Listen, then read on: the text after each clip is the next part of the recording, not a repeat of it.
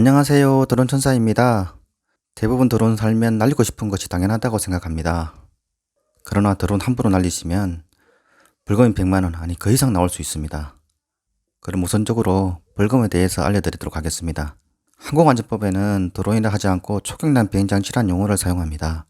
먼저 초경량 비행장치, 가태료 또는 벌금에 대해서 알려드리도록 하겠습니다. 우선적으로 알아야 될 것에서 말씀드리겠습니다. 첫째로 음주, 약물 등을 하고 비행한 자는 3년 이하의 징역 또는 3천만 원 이하의 벌금입니다. 소주 한 잔이면 벌금이 바로 나옵니다. 봐주세요 이런 거 없습니다. 둘째로 고도 150m 이상, 관제 통제 공력 등을 후보 장관의 승인을 받지 않고 초경량 비행장치를 사용하여 비행한 경우에는 1차로 50만원, 2차로 75만원, 3차로 100만원이 나옵니다. 다음으로 가장 많이 위반하는 경우인데요. 초동사 준주상을 위반하는 경우입니다. 이때는 1차로 100만원, 2차에 150만원, 3차에 200만원입니다. 대부분 이것으로 벌금을 물게 됩니다. 초동사 준수사항에 대해서는 뒷부분에 자세히 알려드리도록 하겠습니다. 다음으로 초경량 비행장치 사고에 관한 보고를 하지 않았을 경우인데요. 허위로 보고한 경우에는 15만원, 22만 5천원, 30만원 이런 식으로 나오게 됩니다. 마지막으로 일반인들은 해당되지 않지만은 상업적으로 일을 하시는 분들은 반드시 보험에 가입하고 사용 등록을 하셔야 합니다.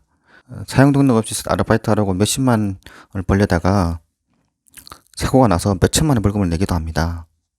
기체 신고, 변경, 말소, 기체 안전성 검사, 조종자 증명에 관한 사항도 하지 않으면 벌금을 물게 됩니다. 다음으로 위에서 말씀드린 조종자 준수사항에 대해서 알려드리도록 하겠습니다. 첫째로 사고나 분실 시들을 대비해서 드론 장치에는 소유자 이름, 연락처를 기재하도록 하고 있습니다. 사고자를 알기 위한 것도 있지만 분실되었을 때 찾아주기 위한 것입니다. 산이나 물과 바닷가에 잃어버려서 주인을 찾고 있는 드론이 제법 있답니다. 둘째로 드론은 항상 유광거리 내에서 비행을 해야 합니다. 초보자는 멀리 날리려고 해도 못 날리지만 조금 익숙해지면 멀리 날리기 시작합니다. 최신 드론은 7에서 10km까지 이상 날릴 수 있는데 그것이 다 불법이라는 사실을 아시나요? 보통 400에서 500m 정도까지 유광거리를 인정해 주는 것 같습니다. 셋째, 야간에 비행을 하지 않습니다. 야간은 일몰로부터 일주일 전까지를 말합니다. 참고로 야간 비행했다고 인터넷에 올렸다가 지방항공청에 단속에 걸려서 벌금을 낸 경우도 있고요.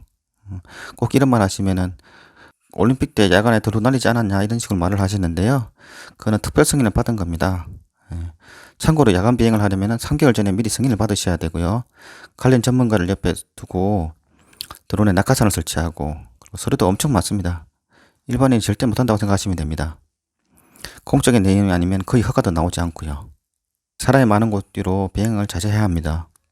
인구 밀집 지역이나 스포츠 경기장, 페스티벌 등에서는 절대로 자제하셔야 됩니다. 드론을 날리시다가 기체 결함으로 인해서 추락하여서 사고가 난 경우가 있는데요. 이런 걸 대비해서 꼭 사람이 많은 곳은 날리지 않으셔야 되고요. 혹시 날리실 경우에는 멀리서 잡으시기 바랍니다. 다섯째, 음주 상태에 조종하지는 않습니다. 이것은 위에서 언급했듯이 캠핑 가서 술 먹고 날리다가 사고 나는 경우도 종종 발생합니다. 여섯째, 비행물, 낙하물을 투여하지 않습니다. 드론을 물체를 포착하는 것은 가능하지만은 떨어뜨리면 가속도가 붙기 때문에 큰 사고가 날 수가 있습니다. 아무리 작은 물체라도 떨어지지 않게 하십시오. 참고로 드론에 커피를 배달하거나 낚시하다가 사고가 많이 납니다. 절대로 하지 마세요. 다음으로는 드론을 날 수 있는 곳인지 아닌 곳인지 판단하는 방법입니다. 우선적으로 비행장 주변 관제권 9.3km 정도 되는데요. 김포공항, 김해공항, 군공항도 포함되어 있습니다. 이런 곳은 비행하시면 안 되고요. 둘째로 비행 금지구역입니다. 서울 강북지역, 청와대 인근 이런 곳이고요. 그 다음에 휴전선 인근, 그 다음에 경주, 울산, 영광 같은 원전 주변입니다. 원전 주변은 9.8km가 안 됩니다. 셋째로 지상고도 150m 이상 비행하시면 안 되는데요. 150m 이상은 헬리콥터 비행기가 날기 때문에 제한을 두고 있습니다. 넷째로 비행 제한구역 군부대 국가보안시설인데요. 이것은 잘 표시가 되지 않은 것이기 때문에 꼭 지방항공청이나 군 관련자에게 문의를 하셔야 합니다. 위는 주로 항공권과 관련된 게 있는 것이라서 잘 알고 있는데요. 아래 같은 곳은 모르는 경우가 참 많습니다. 우선 국립공원입니다. 스랑산 국립공원뿐 아니라 한려해상 국립공원도 포함인데요. 그리고 해수욕장 땡들도 허가를 득해야 합니다. 마지막으로 자체적으로 드론을 검증한 곳인데요. 현충사, 성당, 사찰 같은 곳인데요. 자체적으로 시설 내 드론을 촬영하지 말라는 곳입니다. 꼭 이런 곳은 비행 촬영 승인을 득해야 합니다. 마지막으로 드론 촬영 및 승인에 관한 방법을 알려드리겠습니다. 우선적으로 플레이스토어에서 레디투플라이라는 드론 플라이 앱을 깔아서 시행하시면 되는데요. 두 개 다 사용하시면 되지만은 레디투플라이 앱을 추천드립니다. 이곳에 접속에 들어가셔서 주소를 치시면 촬영하는 곳에 비행 금지구역, 관제권, 비행 제한구역, 위험구역, 군작전공역, 비행장 고통구역, 초경량 비행장치 비행공역, 시범사업구역 등으로 나눌 수가 있습니다. 꼭 하나 확인하시고 가셔야 되고요. 모든 촬영구역은 원칙적으로 비행 촬영 승인을 받아야 하셔야 합니다. 그리고 이제 지구 자기장 지수도 알 수 있는데요. 지구장 자기지수가 4 이상이면은 드론 날리기 적합하지 않아서 추락할 위험이 있으니까 4 이하일 때 날리시기 바랍니다. 다음은 드론 촬영을 위해서는 촬영 및 비행 승인을 받아야 되는데요.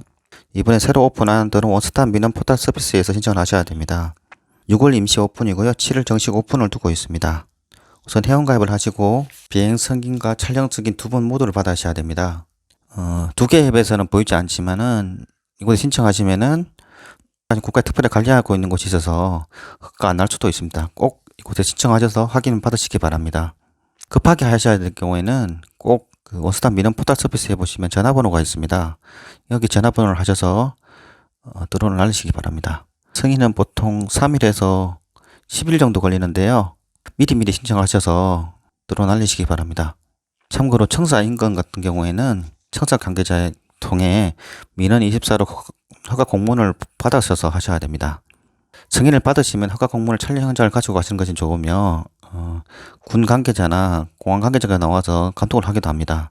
허가를 받을 때는 드론의 무게, 촬영 유무, 영구종인지 아닌지, 촬영 위치, 그다음 촬영 고도 등을 적게 됩니다. 자세한 설명사항은 해당 홈페이지에 나와 있으니까 참고하시면 됩니다. 그리고 국립공원 같은 경우에는 해당 국립공원에 전화하셔야 되고요. 국립공원 같은 경우는 해당 국립공원 관계자한테 전화를 하셔야 되고요. 양식을 받아서 공문으로 신청을 하시면 되는데 공적인 사항이 아니면 허가가 잘 나오지 않습니다. 자체적으로 드론을 금지한 곳에서는 소음과 더불어 안전성 때문에 금지를 하고 있는데요. 꼭 승인을 받고 하시기 바랍니다. 예를 들면 사찰 성당 같은 경우에는 관계자 승인을 꼭 받으셔야 되고요. 사찰은 정호소에서 미리 전화해서 승인을 받는 것이 좋습니다. 일부는 비용을 받고 드론을 날리하는 경우도 있습니다. 이상으로 드론 날리실 때 기본적으로 알아둬야 되는 것을 알려드렸습니다.